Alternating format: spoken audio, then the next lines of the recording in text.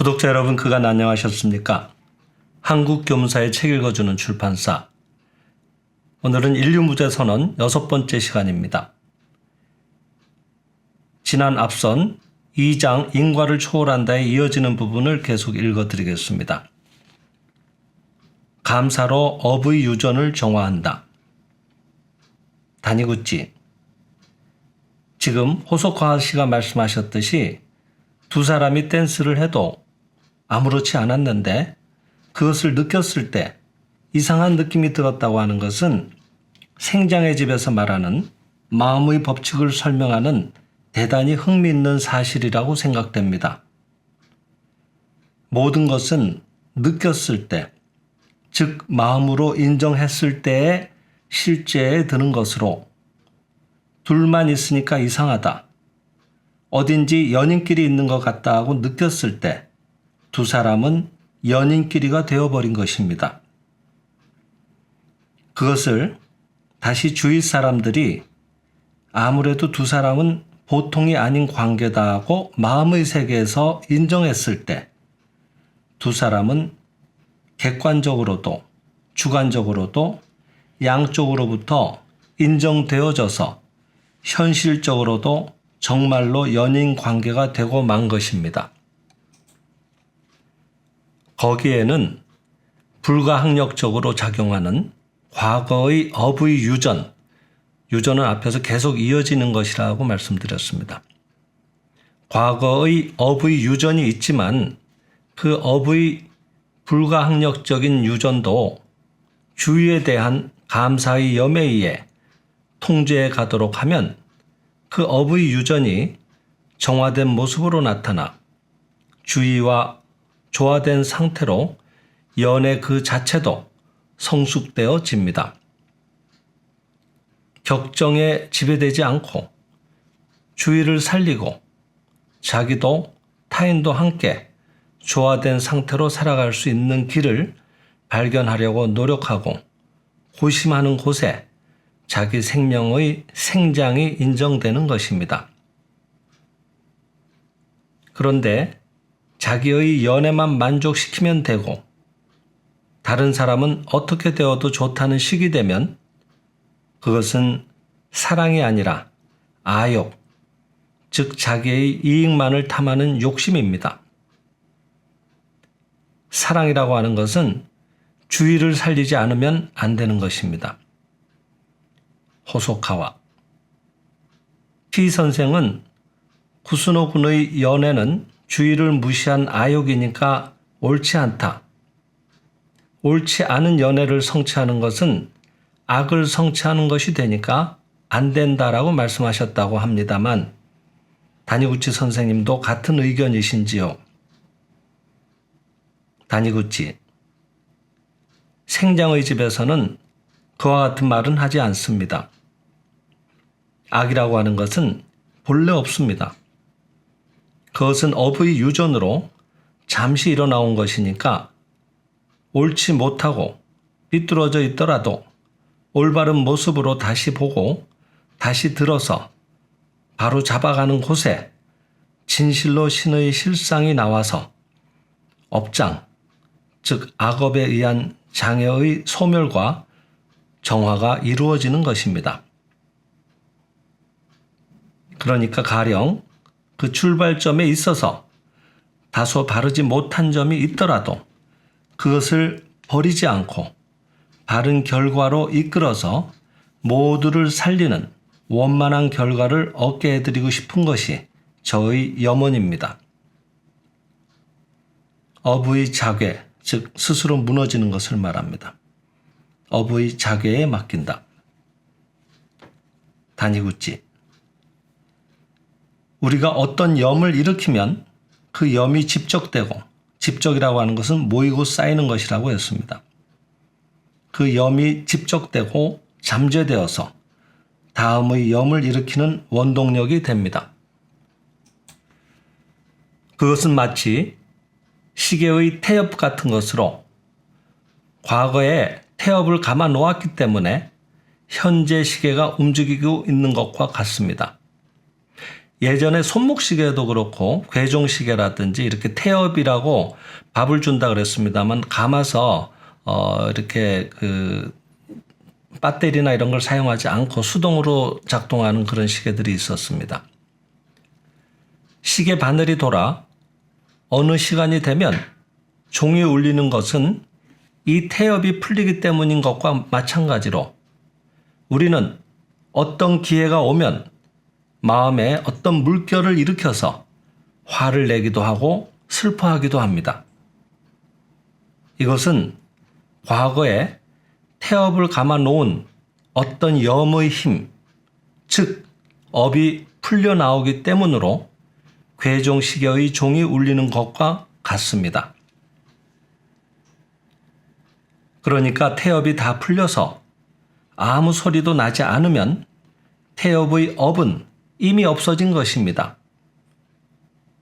이 괴종 소리를 낸다, 노여움이라든가 슬픔이라든가 하는 갖가지 소리를 낸다고 하는 것은 과거에 그것에 상응하는 업의 태엽이 감겨 있었기 때문입니다.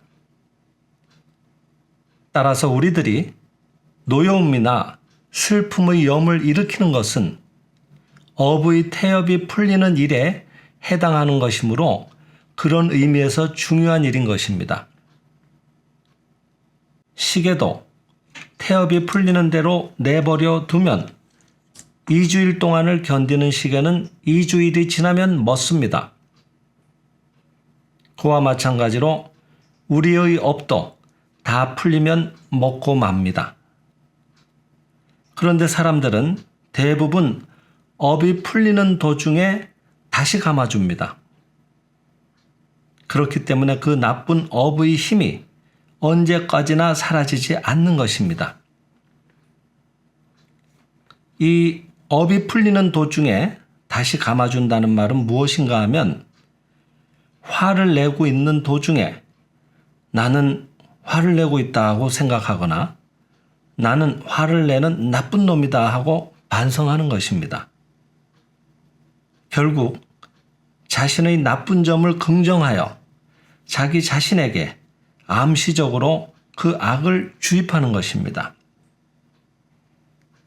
보통 나는 나쁜 놈이다 하고 자기 반성을 하는 것은 종교적으로 또는 도덕적으로 착한 일인 것처럼 여겨지지만 나는 나쁜 놈이다 하고 하는 그 나는 없는 것입니다. 이것이 생장의 집의 근본적 인간관입니다.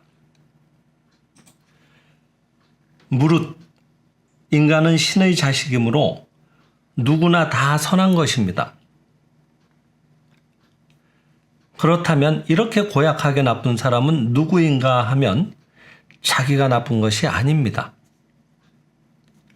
과거의 업이 풀리고 있는 것에 불과합니다. 바꾸어 말하면 업이 풀려서 소멸되고 있는 것입니다. 그러므로 진리를 아는 사람은 화가 나거나 갖가지 나쁜 생각이 일어나도 나는 나쁜 놈이다 하고는 여기지 않고 이것으로 업이 소멸되고 가짜의 나가 소멸되어 진짜의 나, 즉 원만 완전한 신의 자식인 나의 진성이 발현된다. 이제부터는 이런 나쁜 생각을 일으키지 않는다 하고 관하며 업의 힘이 풀려 스스로 없어지는 대로 맡겨두는 것입니다. 이렇게 관하는 것에 의해 우리는 또다시 악업을 되풀이할 업의 충동력을 약화시키는 것입니다. 바울이 나는 스스로를 심판하지 않는다고 한 말은 바로 이런 의미일 것입니다. 가짜의 자기는 본래의 신성에 맞지 않는 업의 가상이므로 이윽고 자멸할 비존재이므로 심판할 나위도 없습니다. 그저 돌이켜보고 버리면 되는 것입니다. 진짜의 자기는 신의 자식이기 때문에 이것 또한 심판할 수 없는 것입니다. 가와모토 업의 힘이 풀려 자기하고 있는 것이라고 마음 놓고 나쁜 마음에 영합하면 더욱 나쁜 업을 쌓게 되어 언제까지나 업이 소멸되지 않게 되는 것은 아닐까요? 단이굿지. 악을 행하는 자기는 없으며 존재하지 않는다는 것을 알면 그 없는 자기의 영합을 하려는 생각도 없어집니다. 술을 마시는 경우에도 술에 지배되는 자기가 있다고 생각하고 그 자기를 억누르려고 하니까 그 버릇이 그치지 않는 것인데 술에 지배되는 자기란 없다고 진실로 깨달으면 술에 지배받지 않게 됩니다. 신상관을 하여 술에 지배되는 그런 자기란 없다 하고 가짜의 자기를 마음속 깊이 부정하면 술에 지배받지 않게 됩니다. 아까 진짜의 자기와 가짜의 자기를 어떻게 구별하느냐 하는 질문이 있었는데 물질에 지배되는 자기는 가짜의 자기이며 물질을 지배하는 자기가 진짜의 자기인 것입니다. 또 자타 일체의 작용을 하는 것은 진짜의 자기이며 진짜의 자기를 살리는 길은 실로 조그만 일상의 행동 속에 있습니다. 일상적인 사소한 생애 속에서 사랑을 살립니다. 이 사랑이 바로 신으로서 큰 사건만을 기다리고 있다가는 일생 동안 진짜의 자기를 살릴 기회가 한 번도 오지 않을지도 모릅니다. 그리고 큰일, 눈부신 일을 바라는 마음속에는 가짜의 자기의 허영심이 섞여들기 쉽습니다. 그러나 작은 일에 진짜의 자기를 살리는 것이라면 당장에라도 할 수 있습니다. 아침에 일어나 얼굴을 씻고 그 씻은 물을 어디에 버리느냐 하는 것에도 사랑이 나타납니다. 여기에 버리면 벌레들이 많이 죽을 테니 불쌍하다든가 여기에 부으면 나무가 좋아하겠지 하는 이런 작은 일 속에서 친절하고 알뜰함을 살립니다.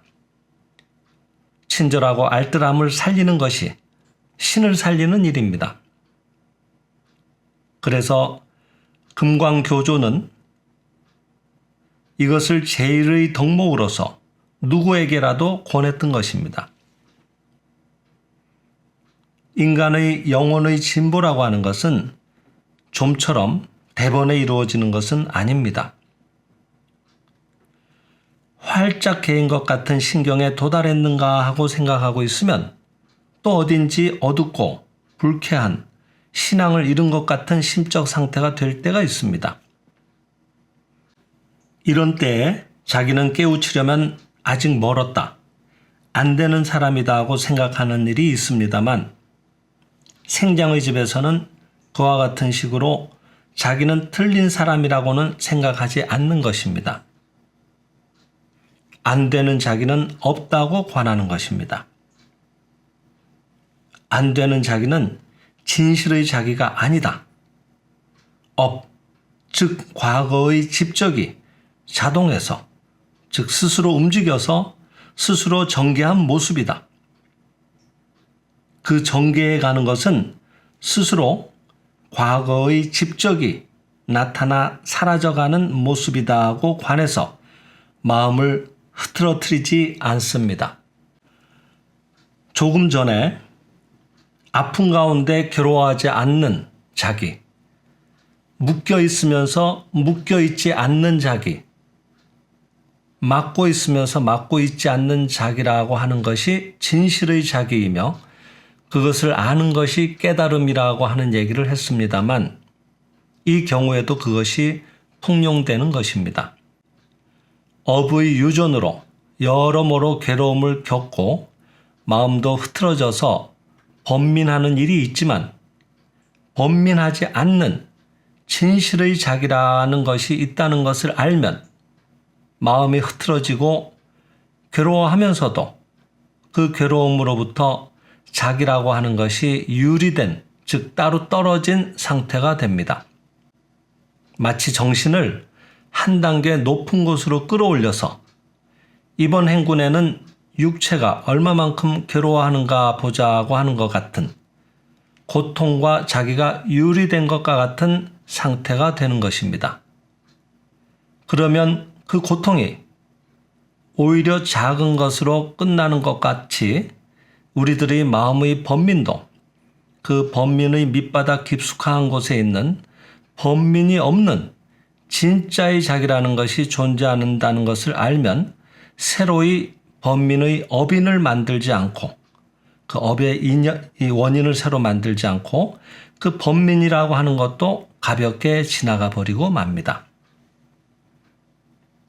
이것은 곧 우리들 자신이 신성을 깨닫는 공덕으로서 우리들 자신의 신성을 깨달아도 미망의 뿌리가 깊고 얕음에 따라 일체의 병이 반드시 금세 현실 세계에서 없어지는 것은 아니고 일체의 마음의 고통이나 생활상의 번민이 깨끗이 사라지는 것도 아닙니다.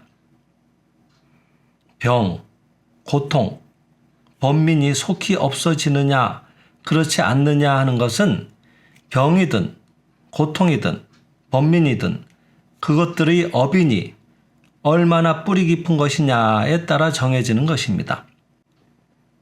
언제나 말하는 것입니다만 지상에 광선이 도달하는데 수년이 걸릴 만큼 먼 거리에 있는 별은 그 별이 없어져도 우리들의 눈에는 그 빛이 보이고 그 별이 실제로 존재하는 것처럼 보입니다. 그와 같이 뿌리 깊은 어빈에서 나온 병, 고통, 번민이라고 하는 것은 그 어빈이 실제 사라지고 없어도 역시 병, 고통, 번민 등을 나타내고 있는 것입니다. 그러나 없어진 별은 그 별빛이 보이고는 있어도 실제로 존재하지 않는 것이라고 깨닫는 것이 진실의 지혜인 것처럼 병, 고통, 번민 등이 나타나와 있어도 일단 자기가 신의 자식이라고 하는 신성을 깨달은 이상 병도 고통도 번민도 이미 존재하지 않는 것이라고 깨닫는 것이 진실한 지혜입니다. 그리하면 번민 속에 있으면서 번민하지 않고 괴로운 가운데 있으면서 괴로워하지 않고 괴로움과 함께 자기도 쩔쩔매는 일이 없어집니다. 업이라고 하는 것은 마치 과거에 연못 속으로 인간이 뛰어든 것과 같은 것입니다. 그 뛰어들었다고 하는 과거의 행위에 의해 파문이 생겨서, 즉 파도가 일잖아요. 파문이 생겨서 주위에 퍼져 있습니다. 그 파문의 높은 곳이 병이라든가 고통이라든가 하는 것입니다. 파문이라고 하는 것이 퍼져나가는 것에는 반드시 높은 곳과 낮은 곳이 있어서 높은 곳으로 나온 다음에는 낮은 곳이 생깁니다. 병이라든가 마음의 번민이라든가 하는 것도 표면에 그것이 나왔다고 생각되면 다시 들어갔다가 또 때때로 나온다는 식으로 되어 있습니다. 그것은 업이라고 하는 것은 하나의 파동이니까 물결 모양으로 전개해 가는 것입니다. 하나의 파문을 일으키면 그 다음에 생기는 파동은 반드시 좀 더 낮은 파문입니다. 그 다음의 파문은 한층 낮은 파문입니다. 이와 같이 점점 낮은 파문이 주위에 퍼져서 마침내는 느낄 수 없을 만큼의 파문이 되어서 사라지고 마는 것입니다. 파문은 이와 같이 일어날 때마다 작아지며 사라져가는 것이 정해진 운명입니다. 그럼에도 불구하고 파문의 한복판에 있는 인간이 이거 큰일 났다고 생각하고 발버둥 치면 또 새로운 파문의 어빈이 생깁니다. 그리하여 인간의 고뇌의 파문은 영원히 사라지지 않는 것으로 되어버리는 것입니다. 업의 파문이라고 하는 것은 깨달으면 금세 사라지는 것이라고 믿고 있으면 고통이나 번민이 일어나왔을 때 자기는 아직 깨닫지 못했다고 생각하고 번민하게 되어 새로운 파문의 어빈을 또 만들게 됩니다. 그러니까 번민의 파문이라고 하는 것은 틀림없이 사라지는 것이지만 반드시 한꺼번에 신속히 사라져 간다고는 정해져 있지 않다는 것을 아는 것이 중요합니다. 이 심경에 도달해 있으면 병도 두렵지 않게 됩니다. 아픔도 괴로움도 우리들의 마음을 흐트러뜨릴 수 없게 됩니다. 아픔은 아픔대로, 괴로움은 괴로움대로 그대로 구원되어 있는 자기가 있다는 것을 알게 됩니다. 실상을 깨달을 때 인연을 초월한다. 생장의 집에서는 인연을 초월해서라는 말을 합니다. 어제 내가 얘기한 것인데 이 인연이라는 것도 실상의 것이 아니고 헛된 존재입니다. 예컨대 찬물을 마셨더니 이튿날 설사를 하고 복통을 일으키는 현상이 일어났다고 합시다. 그때 우리들은 갑이란 것에서 을이 일어났다. 즉 갑이 원인이 되어 을이란 결과가 나타났다. 찬물을 마셨기 때문에 복통을 일으켰다고 생각하기 쉽습니다. 찬물을 마셨기 때문에 설사를 일으켰다고 생각하면 그때 그렇게 생각한 사람의 마음속에는 찬물을 마시면 설사가 일어난다는 염의 집적이 생깁니다. 이것이 다음의 결과를 일으키는 원인이 되는 것입니다. 불교에서는 그것을 어빈이라고 말합니다. 잠정적으로 일어난 염의 집적은 일정한 방향으로 형태를 나타내려고 하며 잠재해서 염의 세계의 어딘가에 저장됩니다. 이것이 어빈으로서 그것은 휴공기의 레코드 같은 것입니다. 한편 그 레코드의 반면에 즉 겉면에다가 바늘을 대고 돌리면 거기에서 취입했던 것과 같은 음이 나옵니다. 이 레코드의 반면에 대는 바늘이 곧 연입니다. 인이 있어도 연이 없으면 그것이 형태로 나타나지 않습니다. 추궁기의 레코드가 걸려 있어도 바늘이 없으면 소리가 나지 않습니다. 찬물을 마시면 설사를 일으킨다는 인이 그 사람의 상념의 세계에 만들어졌을 경우 그 사람은 나중에 찬물을 마시면 또 설사를 일으킨다고 생각합니다. 이것이 연이 되어 예컨대 추궁기의 레코드를 걸어놓은 셈이 됩니다. 그렇게 되면 먼저와 같은 현상이 일어납니다. 같은 소리를 내면서 찬물을 마셨더니 설사를 한다는 현상이 나타나오는 것입니다. 모든 사람이 찬물을 마시면 설사를 하는 것은 아닙니다. 찬물을 마시면 설사한다고 하는 마음에 쌓인 이런 업이 인이 되고 그 뒤에 찬물을 마셨다고 하는 것이 연이 되어 인연이 성취되어 설사한다는 과가 생기는 것입니다. 즉 결과가 나오는 것이죠. 그것을 몇 번이고 되풀이하고 있으면 그 사람의 찬물을 마시면 배가 나빠진다고 하는 염은 점점 불어납니다.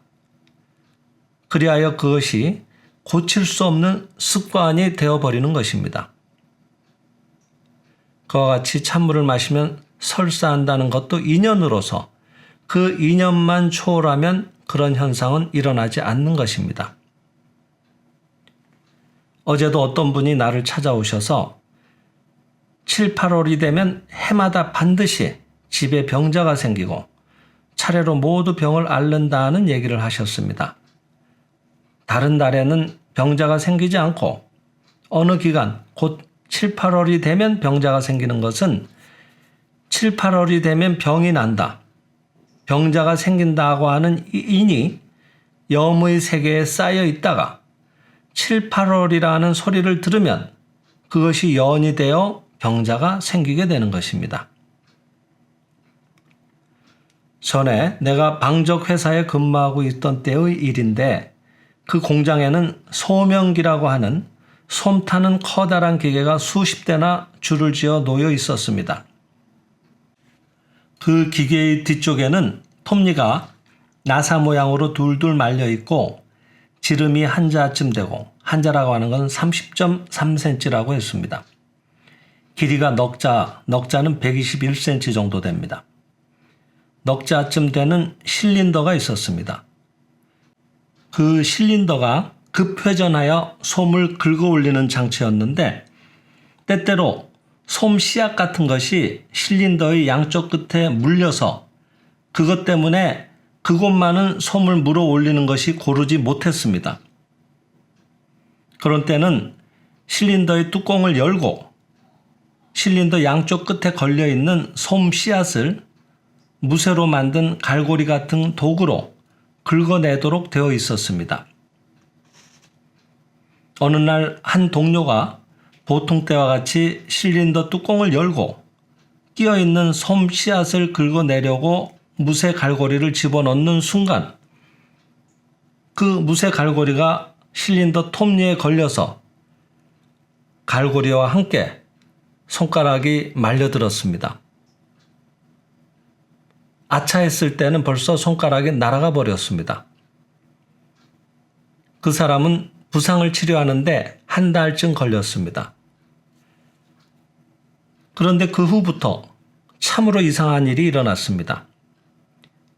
그 기계의 똑같은 위치에서 손가락이 잘리는 직공이 많이 나왔던 것입니다. 방적 공장이기 때문에 그것과 같은 솜 타는 기계가 100여 대쯤 나란히 놓여 돌아가고 있었습니다. 그렇지만 다른 기계에서 부상당하는 사람은 한 사람도 없었습니다. 100대가 넘는 기계 중 이전에 직공의 손가락이 잘린 그 기계에서만 더군다나 똑같은 위치에서 직공의 손가락이 잘리는 것이었습니다.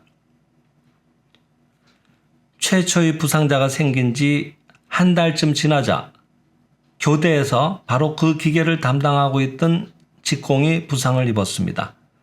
다시 교대를 하면 또 그 담당 직공이 부상을 당하는 식으로 그 기계에 한해서 부상자가 속출했습니다. 그 후 그 기계는 위험하다는 낙인이 찍혀 아예 실린더 뚜껑을 열지 못하도록 해버렸습니다.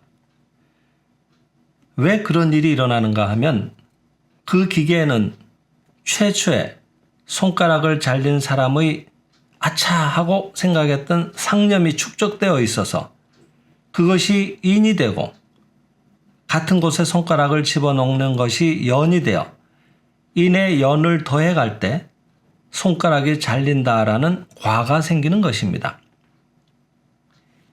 이 인연이라는 것은 인간에게만 있는 것이 아닙니다. 인연은 전 우주에 있는 것입니다. 우주의 인연이 순환하여 여러 가지 현상을 일으키고 있는 것입니다. 성운의 상태도 자결하던 천체가 식어서 달이 된 것도 우주의 업의 유전입니다. 우주의 업이 순환 유전에서 여러 가지 모양을 나타내고 있는 것입니다.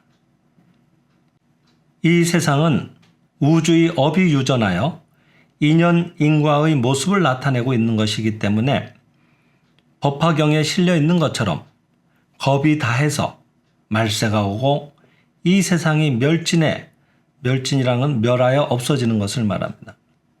이 세상이 멸진해 버린다는 일도 일어날 수 있습니다. 우주의 업이 유전해서 하나의 태양계 계통의 세계가 생성하고 그것이 다시 유전해서 소멸해 버립니다.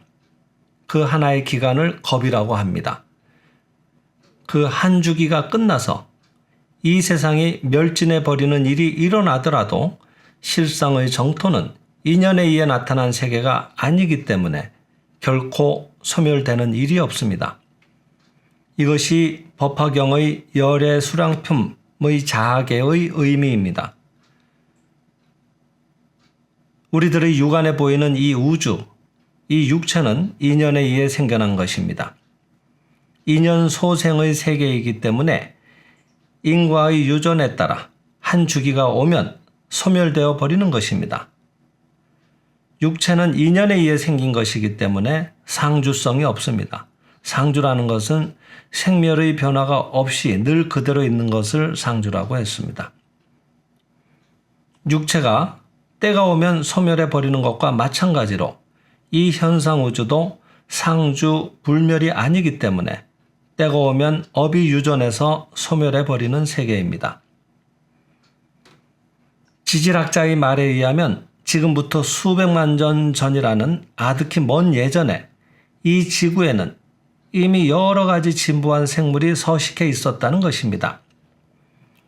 그것이 천변지변에 의해 모두 멸망해 버리고 땅속에 묻혀서 화석이나 석탄이 된 것입니다. 또 지진에 의한 단층 변화에 따라 발굴된 유물을 각 방면의 전문가가 여러 가지로 조사한 결과에 의하면 과거에도 매우 문화가 앞선 진보된 사회가 영위되었다는 것입니다. 그때 이미 비행기가 날아다녔으며 현재의 빌딩보다 훌륭한 고층 건축물이 있었던 듯 하다고 합니다. 발굴된 건축물에는 현대 수법으로는 도저히 지을 수 없을 정도로 훌륭하게 진보된 점이 있다는 것입니다. 그렇게까지 발달된 문화가 천재지변에 의해 멸망하여 이전의 문화가 발달하지 못했던 원시 상태로 되돌아가 몇 천년, 몇만 년 동안을 많은 사람들이 다시 피땀을 흘려서 문명이 발달한 사회를 새로 만들어내는 것입니다. 이것이 우주의 업의 유전입니다. 우리들의 육체가 상주하는 것이 아니라는 점은 알지만 이 세계도 마찬가지라는 점을 알고 있는 사람은 드물 것입니다. 표면상으로 이 세계는 상주하는 것처럼 생각되지만 역시 우주의 업, 즉 염의 파도에 의해 지탱되고 파도이기 때문에 역시 순환적 파동을 연속적으로 일으키는 것입니다. 그래서 일단 생성된 현상 우주는 이윽고 천재지변에 의해 소멸하고 또다시 생성되어 소멸하며 소멸하고는 생성되고 해서 지금의 세계는 우주 창조 이래 몇 번째 생성된 우주인지 알 수 없을 정도입니다. 그때마다 그 괴멸하는 모조리 파괴되어 멸망하는 업이 유전하는 세계의 인연을 초월시키기 위해 성인이 세상에 나타납니다. 그것이 지상에서 설법하는 부처인 것입니다. 인연에 의해 생성된 이 현상세계가 겁이 다해 소멸한다 해도 자기 생명의 본고장인 실상의 세계는 소멸하는 일 없이 일관성을 띠고 영원히 존재합니다. 우리들은 지금 이대로 일관성 있게 존재하는 세계에 있는 것입니다. 우리들은 지금 이 현상세계에 살고 있는 것 같지만 진실은 이대로 실상세계에 살고 있습니다. 현상세계는 원래가 없는 세계이기 때문에 있는 듯이 보이지만 없습니다. 현상세계가 없다면 자기가 살고 있는 세계는 실상세계밖에 없습니다. 현상세계에 살고 있는 것처럼 보이면서도 그대로 실상세계에 살고 있는 것입니다. 사바세계, 즉 괴로움이 많은 인간세계에 살고 있는 것 같으면서 그대로 적광토, 즉 진리의 세계, 깨달음의 세계에 있는 것입니다. 사바란 본래 없으니까 사바에 있으면서 적광토에 있는 것입니다. 이 실상을 깨달았을 때 우리들은 인연을 초월해서 인연에 속박되지 않는, 인연에 집착하지 않는 자유자재로운 세계에 살 수 있는 것입니다. 그렇게 되면 자연히 우리들이 사는 현상계도 집착된 모습 없이 자유자재롭게 되어가는 것입니다. 실상의 세계는 완전 원만한데 현상계에서의 우리는 왜 지진을 당해야 하느냐고 생각하는 사람이 있지만 광범한 대지진이라는 사건은 우주의 업에 의해서 일어나는 것이기 때문에 한 사람의 깨달음이 대지진 그 자체를 없애버릴 수는 없습니다. 그러나 우리들이 진실로 실상을 깨닫고 인연을 초월했을 때에는 지진이 일어나더라도 자신은 지진에 상처 하나 입지 않는 상태가 되는 것입니다. 생장의 집 지우가 자동차에 치였는데도 상처 하나 입지 않았다는 것은 이미 인연을 초월했다는 증거입니다. 현실 세계의 중력의 법칙에 따르면 자동차에 치이면 부상을 입는 것은 당연한 일입니다. 그 중력의 법칙이 바로 인연의 법칙입니다. 그 인연을 전적으로 초월했을 때에는 자동차에 치여도 부상을 입지 않습니다. 근심과 고뇌가 충만한 사바세계에 있으면서도 적광토에 있는 것과 같은 상태가 나타나는 것입니다.